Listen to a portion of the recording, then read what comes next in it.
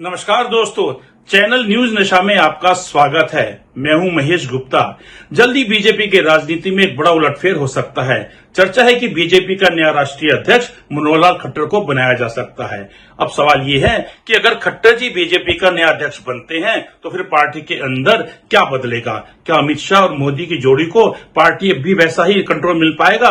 और सबसे बड़ा सवाल ये है कि क्या आरएसएस फिर से केंद्र में अपनी भूमिका बढ़ाएगा? तो आइए बात करते हैं संभावित बदलाव के पीछे की राजनीति की, इसके नतीजे की और बीजेपी आरएसएस के रिश्ते में आने वाले भूचाल की। आज इस मुद्दे पर बात करने के लिए हमारे साथ है निशा शर्मा जी, जो कि वरिष्ठ पत्रकार हैं। निशा जी, आपका स्वागत है। नमस्कार जी। निशा जी, मेरा पहला सवाल आपसे ये होगा कि अगर मनोहर लाल खट्टर जो कि पार्टी के राष्ट्रीय अध्यक्ष बनाए जाते हैं या उनका नाम चर्चा में आता है या उनका नाम आगे बढ़ाया जाता है, तो क्या ये आरएसएस की पसंद है? देखिए, जहाँ तक मनोहर लाल खट्टर जी का सवाल है, वैसे तो ये आरएसएस से ही आए थे, निकले हैं। लेकिन उसके बावजूद भी ये 15 साल अपना ये मुख्यमंत्री के रूप पर हरियाणा के मुख्यमंत्री के रूप में इन्होंने कार्य किया है। और जहाँ तक आरएसएस का सवाल है, उनकी पसंद का सवाल है, तो ये अभी ये नाम तो चर्चा में है, लेकिन उनकी अभी ये पसंद है या नहीं है, ये तो आने वाला समय ही बताएगा। हाँ, इतना जरूर मैं कहूंगी कि ये आरएसएस से आए हुए हैं और इनके अंदर निर्णय लेने की और एक अपना जो भी निर्णय लेते हैं, जो कि 15 साल इन्होंने जो सरकार चलाई है, बहुत अच्छे ढंग से और बहुत ही अच्छे निर्णय भी इन्होंने लिए हैं। उसके पीछे मुझे नहीं लगता कि शायद किसी उसका हाथ हो, केंद्र सरकार का या किसी पार्टी के मुखियों का हाथ हो। मुझे लगता है कि इन्होंने अपने निर्णय जो खुद लिए हैं और उसी के लिए ये दबंग के रूप में जाने भी जाते हैं। जी निशा जी, देखिए, इसमें एक सवाल तो है जो कि सभी लोग इस बात को जानते हैं कि जब इन्हें पहली बार हरियाणा का मुख्यमंत्री बनाया गया था तो इनका जी नाम एकदम से सामने आया था। वो अलग बात है कि उसके बाद उन्होंने मजबूती से काम करा। वहाँ पे जाट लोग भी है, पंजाबी लोग भी है, ब्राह्मण भी है। और ये पंजाबी है और वहाँ पे तो जाट लोग भी ज्यादा मानी जाती है, मजबूत। जाटों का ज्यादा ध्यान रखा जाता है, ज्यादातर वोटों का जाटों पर ही केंद्रित रहता है, सभी नेताओं का ध्यान भी। लेकिन उसके जी बावजूद मनोहर लाल खट्टर सफल रहे और दूसरी बार भी बने, एक मजबूत नेता के नाम सबके साथ नाम के सामने नाम लेकर सामने आए। लेकिन ये बात जी सच है कि जो पहली नियुक्ति हुई थी उसमें बहुत बड़ी भूमिका आरएसएस की थी। तो क्या आज हम जी आरएसएस की को भूल जाए या सिर्फ उनके कामों को याद करके कह सकते हैं कि हाँ, उनके कामों के आधार पर ही उनको अध्यक्ष पद के लिए उनके नाम चर्चा में आ रहा है? देखिए, ये बात सही है कि उनके नाम, उनके जो काम की चर्चाएं हुई हैं, जो आज भी मुख्यमंत्री जी हैं, नायब सिंह सैनी जी, उन्हीं की बदौलत ये जो है नायब सिंह सैनी जी को सफलता मिल रही है। कुछ उनके जो कार्य किए गए, उन द्वारा मनोहर खट्टर जी द्वारा कार्य किए गए थे, निर्णय लिए गए थे, उनकी ही सफलता को लेकर सैनी जी आगे बढ़ रहे हैं। और दूसरी बात, रही बात आरएसएस की, जहां तक आरएसएस का सवाल है, उनका तो आशीर्वाद था ही था, लेकिन साथ में केंद्र डबल डक्कर सरकार जो जिसको बोलते हैं, केंद्र में भी मोदी जी की सरकार, बीजेपी की सरकार थी और हरियाणा में भी बीजेपी की सरकार थी और बहुमत से बनी थी सरकार, जो फर्स्ट टाइम बनी थी।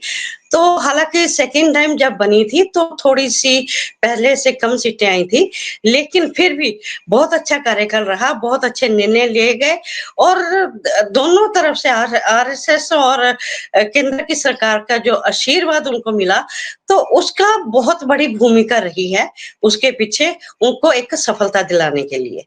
जी हाँ जी, बीजेपी जो है पूरे राष्ट्रीय पार्टी है जो कि कन्याकुमारी से लेकर कश्मीर तक जानी जाती है, अच्छी पकड़ भी है। लेकिन सवाल ये जी है कि क्या मनोहर लाल खट्टर जो कि हरियाणा से बिलोंग करते हैं, फिर वहां से दोबारा जीते भी, केंद्रीय मंत्रिमंडल में भी आए, उनको पार्टी का राष्ट्रीय अध्यक्ष बनाया जाता है, तो क्या ये ऐसा होगा कि पश्चिमी उत्तर प्रदेश में, सॉरी, पश्चिमी भारत के अंदर हम बोले या उत्तर भारत के अंदर हम बोले, तो उसको भाजपा को मजबूत करने के लिए जो एक नाम हरियाणा से लाया जा रहा है? देखिए, बिल्कुल इसके पीछे मैं यही कहूँगी कि इस समय जो है, जो राष्ट्रीय अध्यक्ष की जो दौड़ चल रही है, वो संघ और सरकार को लेकर दोनों के बीच रस्साकसी जो है, जो चल रही है और बैठकों का दौर भी जारी है, जैसे सबको ही मालूम है। और उसमें जो सरकार कोई ऐसा रास्ता निकालना चाहती है, मतलब संघ भी नहीं चाहेगी। हालाँकि ये किसी से छुपा नहीं है कि इस समय जो संघ और सरकार के बीच रस्साकसी चल रही है, वो इसलिए चल रही है क्योंकि लोकसभा चुनाव में जो जेपी नड्डा जी राष्ट्रीय अध्यक्ष रहे हैं, उनके द्वारा दिए गए बयान को लेकर कि हमें आरएसएस की जरूरत नहीं है। तो उसके बाद जो बवाल उठा है, पार्टी के अंदर भी और आरएसएस के अंदर भी, तो उसका ही एक नतीजा है जो आज जो रस्साकसी के शिकार हो रहे हैं। तो ये हालाँकि आरएसएस ये कभी नहीं चाहेगी बीजेपी कमज़ोर हो आने वाले दिनों में, लेकिन फिर भी वो ये चाहेगी कि हमारा जो है जो अब तक जो हम रबर स्टैंप नहीं चाहते, उन्होंने साफ कहा भी है। और सूत्रों के से हवाले से मुझे भी पता चला है कि जो अभी मीटिंग हुई है जिसमें मोदी साहब पीएम हमारे पीएम साहब मोदी साहब गए भी थे, तो वहाँ पर भी उनको भी ये कहा गया है, जो जो मोहन भागवत जी ने साफ शब्दों में शब्दों में कह दिया है उनको कि या संगठन या फिर सरकार, एक चीज होगी। तो अब देखना ये तो बीजेपी भी पार्टी भी ये चाहेगी कि ऐसा बंदा हो कि जो संघ से भी संबंध रखता हो और पार्टी की से भी मतलब पार्टी का भी वो बना रहे। तो ऐसे में वो ऐसे नाम जो मनोहर लाल खट्टर जी हैं, मुझे लगता है इससे अच्छा नाम कोई हो नहीं सकता क्योंकि मनोहर लाल खट्टर जी हैं, वो कहीं न कहीं उनके जो हमारे प्रधानमंत्री जी हैं, उनके साथ भी बड़े अच्छे संबंध है।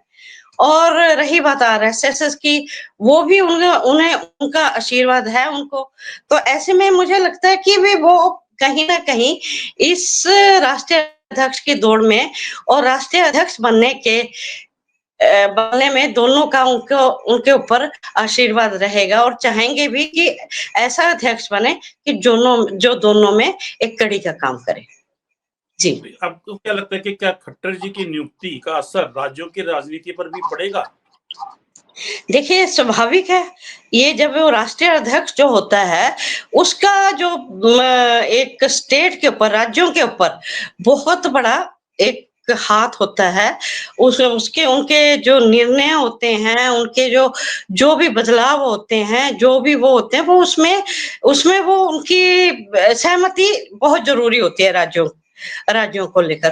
तो मुझे लगता है कि इसका बहुत बड़ा इम्पैक्ट पड़ने वाला है और राज्यों में और आने वाले दिनों में जो जैसे कि चुनाव होने वाले हैं बिहार में या इसमें कई राज्यों में, तो मुझे लगता है वहाँ उस स्थिति को भी देखते हुए, उनके हालातों को भी देखते हुए ये फैसला लिया जा रहा है कि ताकि हम आने वाले समय में उन जगहों पर हमारी स्थिति मजबूत हो सके।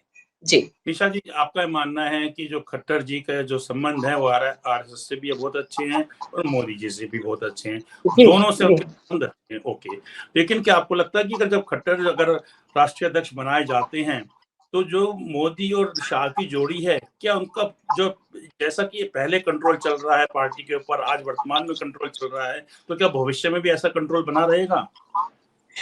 देखिए महेश जी, बात ऐसी है कि जब वो ये अगर राष्ट्रीय अध्यक्ष बन जाते हैं, तो स्वाभाविक है कि आरएसएस यही चाहेगा कि वो पहले कह चुके हैं कि सरकार या संगठन, ठीक है ना?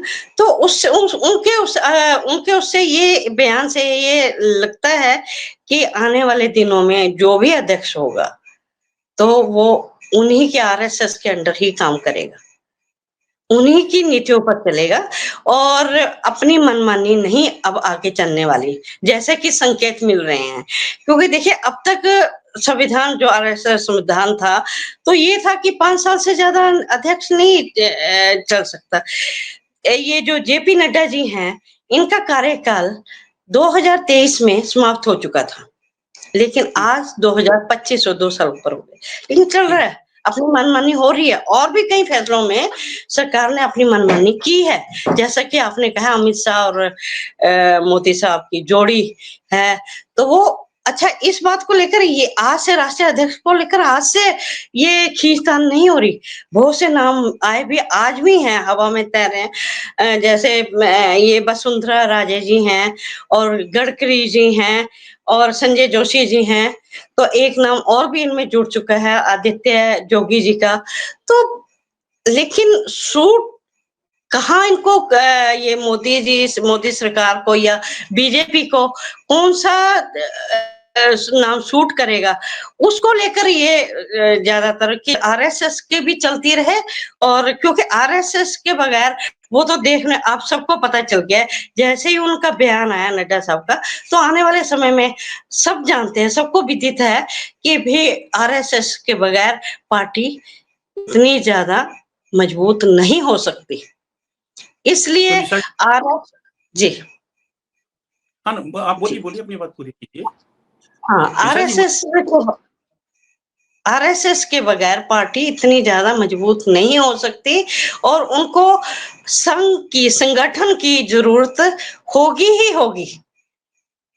इसलिए आरएसएस भी इस प्रयासों में है कि भी हम आने वाले समय में जो अध्यक्ष ऐसा हो जो रबर स्टैंपल करना रहे, हमारी हमारे शर्तों के, हमारे नियमों के अनुसार चले। जी निशा जी, तो सवाल ये है कि आपने खुद बोला कि आरएसएस चाहेगा कि जो भी नया अध्यक्ष बने वो रबर की एक मोहर ना रहे। रबर की मोहर से मतलब आपका ये था कि मोदी और शाह की जो जोड़ी है उनके इशारे पे हाँ, काम ना। लेकिन कह रहे इसके पहले तो ये जी। भी है कि वो संघ के जो है, अब वो संघ की रबड़ की मोहर बनेंगे, संघ के इशारे पे काम करेंगे। क्या ये बीजेपी के लिए ठीक रहेगा? देखिए बीजेपी के लिए ठीक तो नहीं रहेगा, लेकिन संघ भी ये नहीं चाहेगा, मैंने पहले भी कहा, संघ ये कदापि नहीं चाहेगा कि बीजेपी बिखरे, बीजेपी में बिखराव आए, बीजेपी खत्म हो। अमित तो शाह जहाँ और कि बीजेपी है तो आरएसएस की भी पहचान चल रही है, आरएसएस वो की भी काम कर सत्ता रही है। है। हाँ, सिर्फ आरएसएस की सिर्फ इतनी की इच्छा है, इतनी के वो रखते हैं कि वो अपने जो आज तक चली आ रही है अमित शाह और मोदी जी की, वो ना चले, एक हमारे शर्तों के अनुसार, हमारे नियमों के अनुसार, जो कि संघ जो है आरएसएस की, जो आप भी जानते हैं, सभी जानते हैं, 100 साल पुरानी एक गाथा रही है।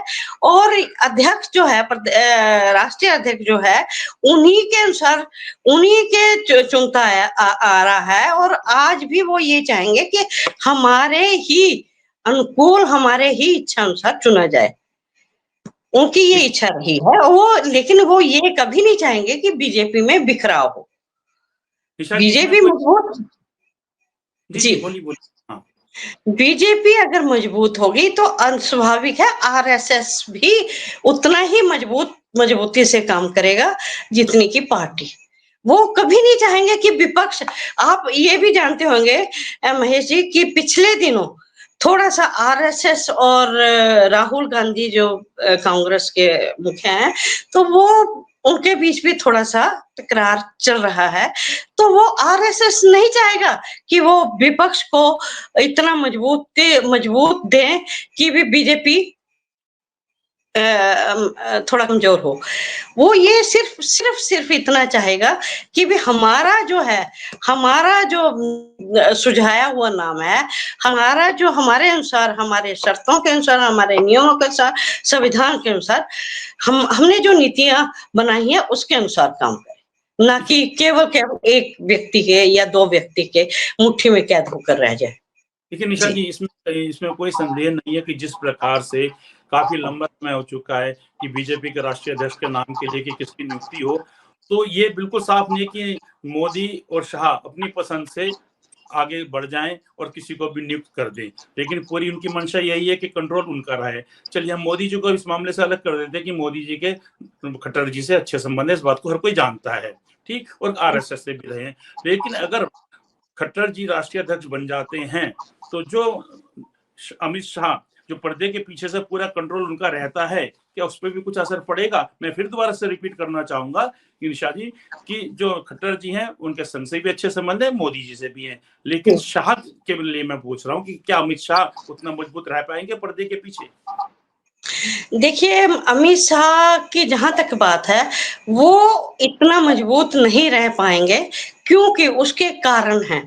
एक तो आरएसएस की जो नीति है, वो ये रही है, वो अपनी जो बात है, वो बाहर कभी निकालना नहीं चाहेगी। जो उनकी आपस में जो बात होती है या नीतियाँ होती हैं, उनको कभी वो बाहर नहीं निकालना चाहिए। इस बात को वो मनोहर खट्टर जी को भी अच्छी तरह से ज्ञान है कि आरएसएस के क्या नियम हैं, तो वो नहीं चाहेंगे, वो भी इस दायरे से बाहर नहीं होना चाहेंगे। और ऐसी स्थिति में अमित शाह जी थोड़ा-सा कमज़ोर होने की स्थिति में आ सकते हैं। उनकी एक छत्र छाया जो राज है, वो उसमें थोड़ा डाउनफॉल आ सकता है, और एक निर्णय नहीं, अपनी जो मनमानी है वो नहीं कर पाएंगे। जी। तो निशा जी, बिल्कुल साफ है, जो कि समझा भी जा रहा है कि अगर मनोहर खट्टर, जो कि एक स्वतंत्र दिमाग के माने जाते हैं, जिनकी एक आजाद भूमिका रही है, निर्णय लेने में भी काफी मजबूत है, हरियाणा जैसे एक प्रदेश में जहाँ जाटों का वर्चस्व है, हर एक पार्टी चाहे कोई भी हो, उनको जाटों का वोटों का ध्यान रखना पड़ता है, लेकिन उसके बावजूद पंजाबी होने के बावजूद पंजाबी समुदाय से आए हैं और काफी सफल वो मुख्यमंत्री के तौर पर रहे हैं। तो ये भी तय है कि अगर वो राष्ट्रीय अध्यक्ष बनते हैं तो कहीं ना कहीं अमित शाह पर इसका प्रभाव जरूर पड़ेगा। हमारे साथ जुड़ने के लिए निशा जी आपका धन्यवाद। नमस्कार। और आप हमसे जुड़े रहने के लिए सब्सक्राइब करें YouTube पर, फॉलो करें Twitter पर और लाइक करें Facebook पर। और ज्यादा जानकारी के लिए आपको टाइप करना होगा सिर्फ न्यूज नशा।